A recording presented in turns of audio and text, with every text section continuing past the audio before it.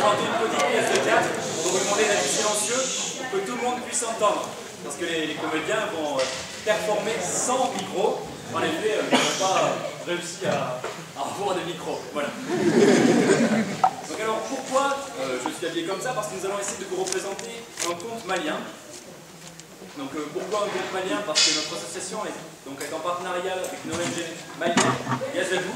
Et donc dans cette optique-là, nous avons essayé de trouver quelque chose qui pourrait faire un lien entre notre école et le navire. Et nous avons aussi un personnel de notre... un élève de notre école qui est dans notre groupe ici, qui est aussi d'origine malienne. Et donc on va essayer de partager ensemble et de créer quelque chose de commun qui soit un mix de culture et de nos attentes. Voilà, j'espère que ça vous fera plaisir. Donc là, les personnages vont se mettre en place.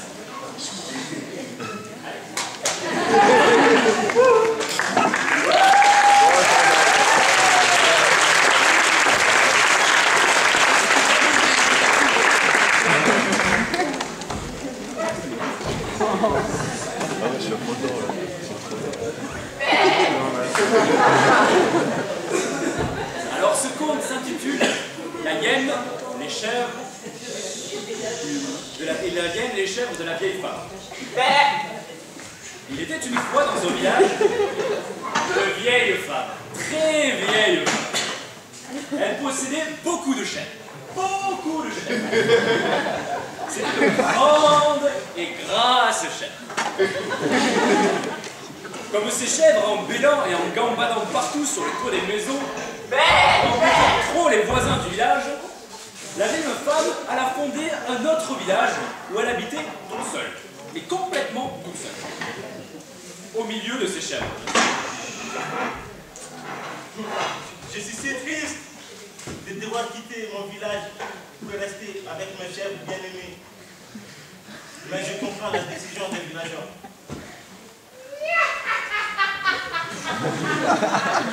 C'était l'occasion qu'espérait Surukuba la hyène. Car depuis longtemps, elle brûlait de croquer les chèvres de la vieille femme. Mais elle ne pouvait pas le faire. Simplement comme ça, parce qu'elle en avait envie. Car elle savait que le lion veillait. Et que si un jour elle se faisait prendre à manger les chèvres pour rien, elle se ferait punir. Ah, je vais enfin pouvoir manger ces grandes et grasses chèvres. Il n'en restera plus une seule.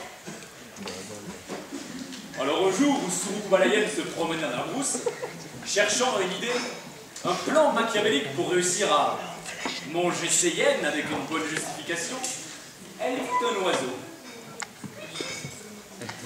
Et elle se jeta dessus, l'attrapant, le capturant. Tiens, je vais te donner ce volatile à la vieille dame. Si elle le mange, alors j'aurai enfin un bon prétexte pour croquer ses chèvres à pleines dents. Elle courut chez la vieille femme et lui dit: Bonjour, vieille femme. Que veux-tu, Vienne? Je sais que ce sont mes chèvres qui t'intéressent. Non, pas du tout. Vois-tu, comme tu es vieille et sans force, je peux te donner ce petit oiseau. Mange-le, tiens, il est à toi. Ça te fera du bien. La vieille grand-mère prit l'oiseau, mais comme elle n'était pas bête, elle alla le cacher dans le toit de sa case. Mais dès le lendemain, voici la hyène qui revient sur ses pas, toute joyeuse. Pensant que la vieille femme avait mangé l'oiseau et qu'elle pourrait à son tour dévorer les chèvres. Bonjour, vieille femme.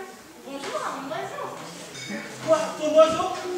Je croyais que tu me l'avais donné. Mais non, non.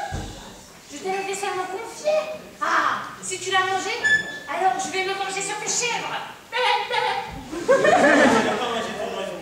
Il est sur le toit de ma case. Va le prendre. Ah, mais je plaisantais. Ah, ces vieilles dames, elles ne comprennent rien à rien. Vas-y, il est à toi. Fouettienne, mange-le. Ça fera du bien. Pour autant, la vieille femme ne voulut pas manger l'oiseau. Elle n'était pas si bête que ça. Chaque matin, la hyène venait lui dire « Bonjour grand-mère, bonjour à mon oiseau ». Et quand la vieille femme lui disait de le reprendre, la hyène refusait et s'en allait. Cela dura pendant longtemps, très longtemps, jusqu'au jour où la vieille grand-mère étant partie dans la brousse chercher du bois mort, sa petite fille venue du village voisin, pendant son absence, vit l'oiseau et le mangea. On ne sut jamais qui rapporta la nouvelle à Surukuba la hyène. Mais ce jour-là, Surukuba la hyène n'attendit même pas le lendemain. Dès l'après-midi, elle arriva toute joyeuse chez la vieille femme. Bonjour, vieille dame. Bonjour à mon oiseau. Ma petite fille a mangé ton oiseau. Je me suis absent. Si elle a mangé mon oiseau, alors je te prends une chèvre. La hyène prit une chèvre et l'emporta.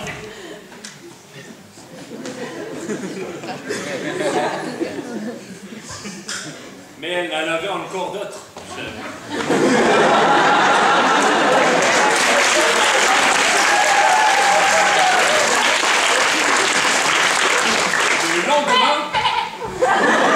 Le lendemain, la hyène revint.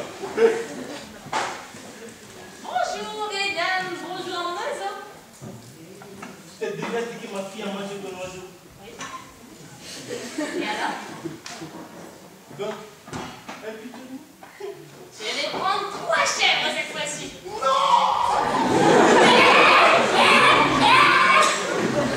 Et la hyène emporta 3 chèvres. Elle les mangea avec sa famille.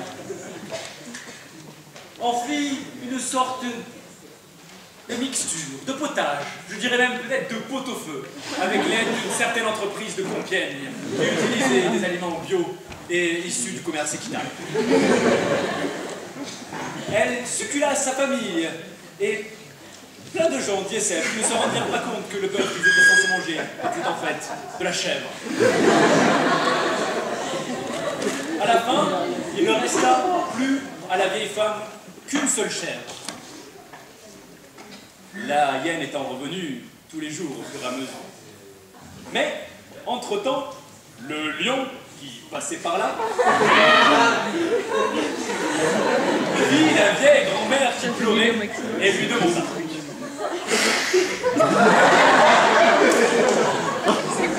Recule, grand-mère!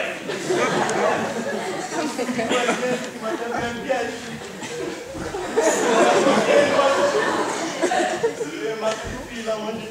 Et chaque jour, elle revient, elle m'emporte. Tant et de chèvres. Et là, il m'a réveillé une seule chèvre.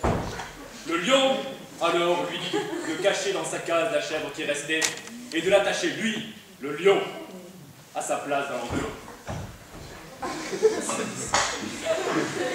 La hyène n'était pas censée pouvoir le retrouver.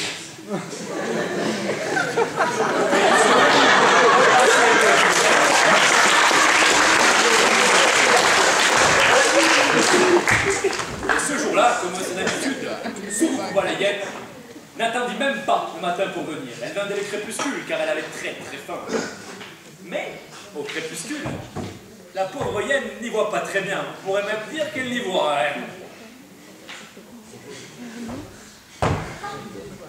Ah, bonjour, vieille dame. Bonjour, mon oiseau. Non, mais bon, enfin, je t'ai dit, je te dis dans quelle langue. Je t'ai dit 10 000 fois que ma fille a mangé ton oiseau. Alors, je te prends encore une chèvre ce soir. Ben, voilà quand il me l'explique. Et la hyène alla détacher ce qu'elle croyait être une chèvre.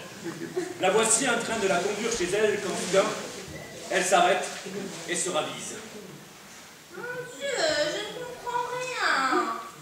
Toutes les chèvres que j'ai jusqu'ici ramenées chez moi, marchant derrière moi, craquaient des articulations. Or celle-ci marche comme un félin.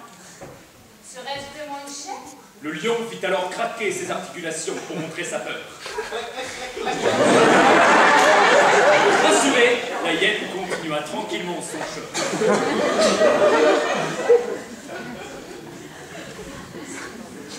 Mais quelques instants après, elle s'arrêta de nouveau. Mon Dieu, mais je n'y comprends plus rien du tout. Toutes les chèvres que j'ai ramenées jusque chez moi pour les manger avec ma famille et mes enfants, bêlaient au moins une fois. Or celle-ci pas bêlé du tout. Alors, le lion essaya de bêler.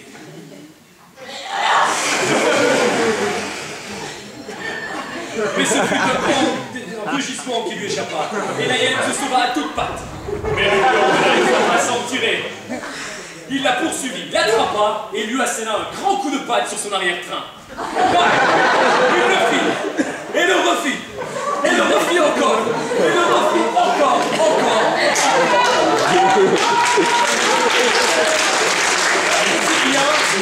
Sourou couba la hyène, on garda l'arrière-train bas, tout bas, très bas. Et depuis ce jour, elle hante la savane en se trimballant le postérieur très bas.